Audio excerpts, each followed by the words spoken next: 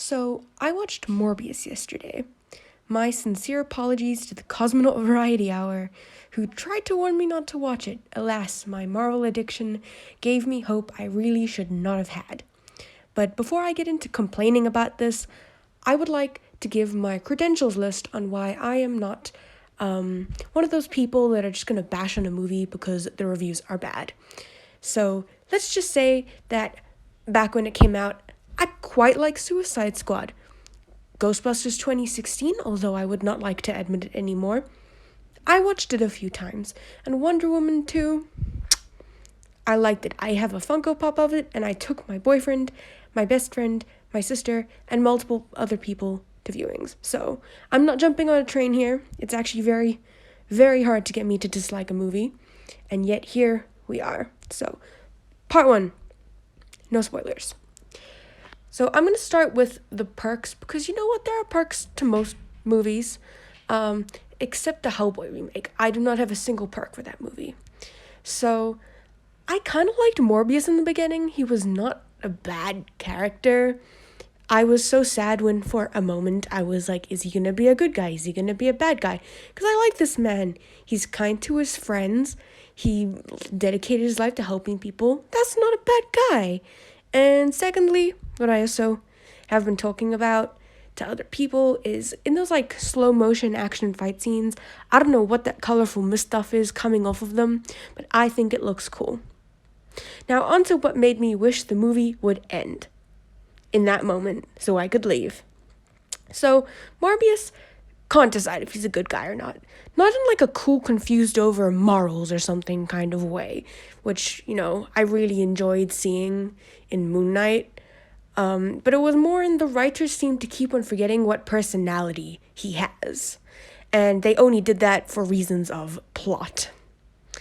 And I'll also say Jared Leto has some really good movies under his belt, but this movie was trash.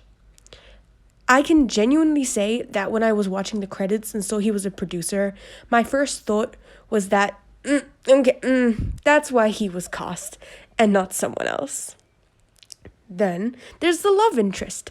This is probably what bothered me the absolute most. Her name, I think it starts with an M. I'm not going to Google it. I don't want to have to think about her anymore. All that I know is whether it's her acting or it's the script, she reminded me of a piece of cardboard. And there was not a single ounce of chemistry between Morbius and her. Not a single ounce. They felt like strangers through the whole movie. But the movie wanted us to believe they were madly in love, they cared about each other more than anyone else in this entire world, they give their lives for each other. But it looked like they walked on set and they never met each other before. Okay, now onto Milo, Morbius's best friend. Okay, how do I put this? This character is the epitome of cringe. Why does he have the urge to dance like Toby's Spider-Man every few minutes? You know that scene? You know that Spider-Man scene? He does that too much for comfort. And the worst part is they want us to take it seriously. And some of the music in those scenes made it worse. This one scene of him, it's not a spoiler or anything, but he's just like dancing in a room with some terrible music choice. And I was just there like, what decisions in my life led me here? And what decisions in the lives of Sony led them to approve this scene? Okay, then before, my biggest problem is the face and the body. Did Morbius look scary? Yes. I got kind of creeped out. But also, it was a little funny. Maybe I'm like spoiled nowadays for how much beautiful effects there are in movies. But dude, I don't know who's going to get this reference, but the 2002 live action Scooby-Doo movies, those weird, like, demon alien monster thingies. Like, it's not as bad as that, but if you put 2 and 2 next to each other, I think you can see what I mean. This does not look up to date. I don't know where the budget went, or if I genuinely, I have no idea why that happened, but let's just say I didn't like looking at his face or his hands. It didn't look good. Okay. Now the biggest killer of this movie, the plot. It was so boring. So boring. Like, there are some movies where the plot is meant to be very simple, and that's nice. There are actually quite a few movies I enjoy like that. But this was not intentional. Like, without giving you too much information, it felt like a rushed Crime Channel episode of a very dumb and very boring serial killer. My dad asked me, was that a good movie or was it just short? No, it wasn't that. It was the fact that it felt like that beginning part of the superhero movie. Like before there's an actual problem for them to solve. Like we're just learning about them. Like it felt like an origin story without conflict. And by the time you expected there to be some like dramatic, interesting climax, we're already at the end. And that's the problem. And like I said before, I quite liked Wonder Woman 1984. I overlook a lot of those loopholes for the sake of the fact that I liked a lot of parts of the movie. So when I tell you the plot holes in Morbius are bad, you know it's bad. It bothered the hell out of me. I can tell you now that as someone who has certainly thought about writing a book and has written a very short screenplay, my biggest fear is that I will write plot points in, and then my terrible memory will make me forget about those plot points, and I will contradict myself. And I was faced with that exact fear in this movie because it happened so many times. So many times.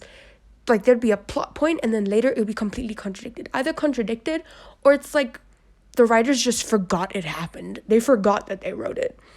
And every time I just felt this immeasurable cringe in my soul. So I'm going to give a top tip. Skip the movie and just watch the end credit scene. Just Google it. Just go on YouTube and watch the end credit scene. I felt dead inside for most of Morbius and only felt excited when I watched the end credit scene. And it's not because it's like good or anything. I did see a lot of complaints about it, but it was better than the movie. I watched that and I was like, you know what? I'm glad I now have a reason to say I don't 1,000,000% regret watching this. So now, I want to give a quick spoiler on it. Okay. So, there was there were like 10 different scenes where Morbius was like, I need human blood. I can survive on the fake blood for now, but eventually I will need human blood. But then he just doesn't. Like, it was a big point he made multiple times. It was literally the reason he said he had to off himself with that vampire injection-y stuff. But then by the end, he's like, no, I'm fine.